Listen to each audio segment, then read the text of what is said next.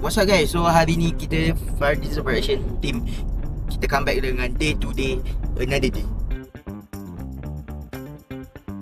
So hari ni kita dekat mana? Kita dekat Kelantan. Kelantan, let's go.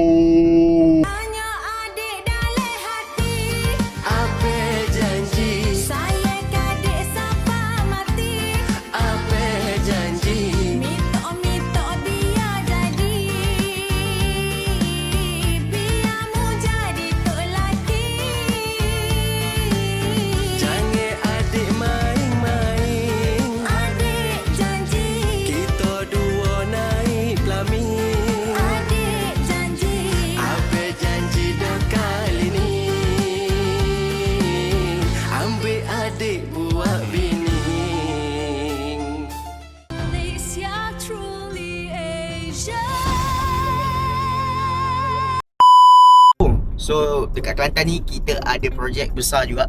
Since kita pun nak cover 2 influencer yang akan kahwin menjadi satu. Lovebird ni kita pun dah ada juga post dia punya pre-wedding video. Dah hit 1 million. Betul? Dah hit 1 million. Alhamdulillah. Dan memang sambutan dia meriah gila. So korang tengok video pre-wedding tu, korang tahulah siapa yang kita akan cover. So stay tune dulu. Kita buat tour dekat homestay pula. Tengok macam mana. Baik.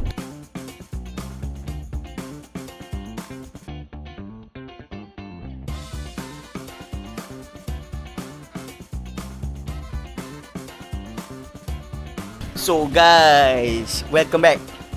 Kita dah sampai. Kita baru sampai.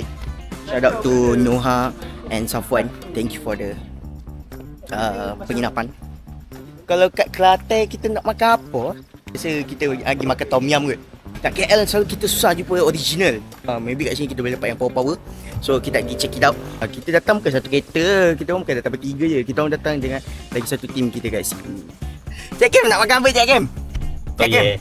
Toye. Tak payah kot ni, tak payah kot. Aduh, bergesel-gesel pula kat sini. Yang ni tengah subi kedai makan kot. Tak, dengar tanya tadi besok. Oh, tadi besok, okey. Besok lagi penting.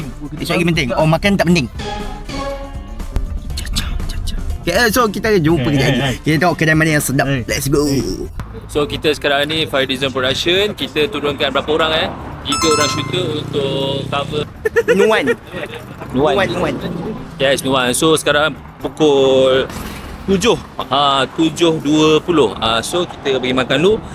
Kita gerak pukul, daripada pagi kita gerak pukul 8. Sekarang baru sampai 6.30 untuk kita pergi makan dulu. So sekarang kita orang daripada bergaduh ya, gepuk lah, McD lah, kopi lah, semua kita orang finally dah decide. Makan apa? Kau cakap gepuk, kita memang bergaduh lagi. Gepuk RM15. Satu set semua ni lah.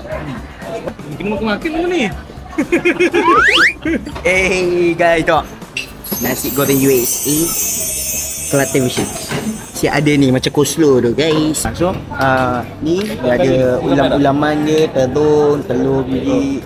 Oh, apa je guys? Sup daging. Orang sakit. Orang demam. Telur dadah. Ni pun sama macam Cik Hakim. Nak set ikan budu. So ni toye seafood. Makan dulu.